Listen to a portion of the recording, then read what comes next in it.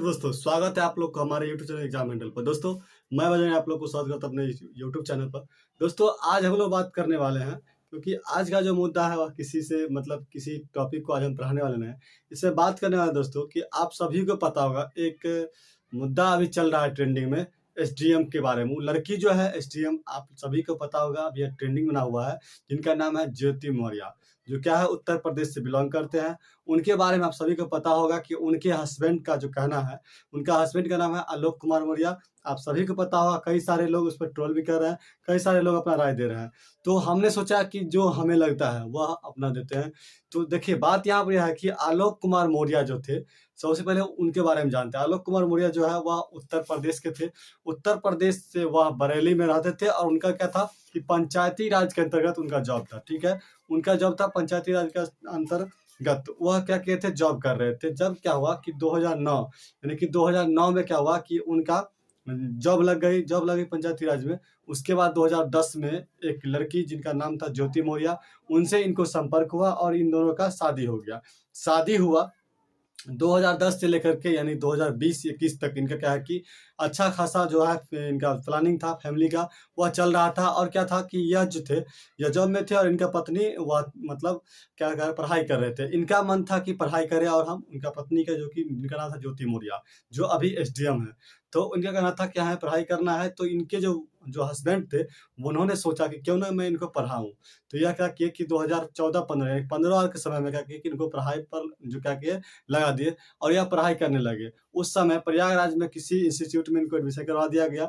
और क्या हुआ कि इनकी अच्छी तैयारी थी और अच्छी पढ़ाई हुई, जिस कारण क्या हुआ कि इनको जॉब हो गई। जॉब हुआ तो इनका उस समय 2015 में क्या हुआ, चयन हो गए। तो क्या हुआ, चयन होने के बाद यह क्या हुए कि एसडीएम पद पर अभी वर्तमान में है।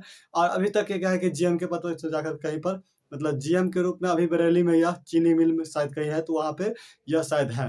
तो वहाँ पर क्या होता है कि उनको ये जो इन लोगों की चल रही थी, तो क्या हुआ कि ये जो है ज्योति मौर्य, इनको क्या हुआ कि गाजियाबाद के जिला में एक जो है होमगार्ड कमांडेंट थे, उनसे क्या हुआ कि इनको कोई जो क्या कहते हैं अबंध संबंध जो होता है, अवैध रूप से किन्हीं कारणवश क्या हुआ कि इन लोगों को दोस्ती हुआ। इन लोग जुड़ गए। क्या हुआ कि इतना क्लोज हो गया कि इन लोगों को शायद आपस में कुछ ऐसी बातें होने लगी, जो क्या हुआ किसी फैमिली के लिए गलत होता है। जैसे कि मान लीजिए कोई शादीशुदा है, जैसे आलोक मौर्य से उनको शादी था और उनके पास 2 बच्ची भी है। इस बात को आलोक मौर्य अपने वीडियो के माध्यम से पुष्टि किए थे कि उनके पास 2 बच्ची भी है।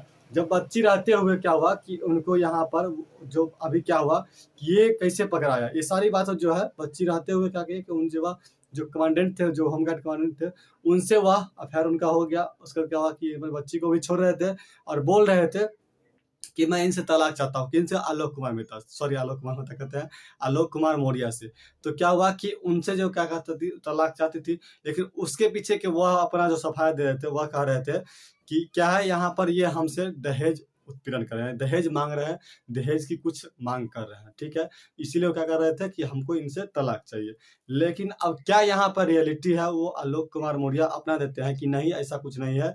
उन्होंने बताया कि क्या हुआ कि 2020 या 21 की समथिंग में बताए थे कि क्या हुआ कि इसमें वह अभी मीडिया के सामने अपना जो उनका सफाया और रख रहे हैं, वो कह रहे हैं कि इनके फेसबुक यानी कि ज्योति मौर्य जो थे, उनके फेसबुक से कुछ ऐसी चैट मिली जो किनसे था, वो जो कमांडेंट है उनसे था। तो वह क्या अवैध रूप से था और कुछ अश्लील ढंग से था।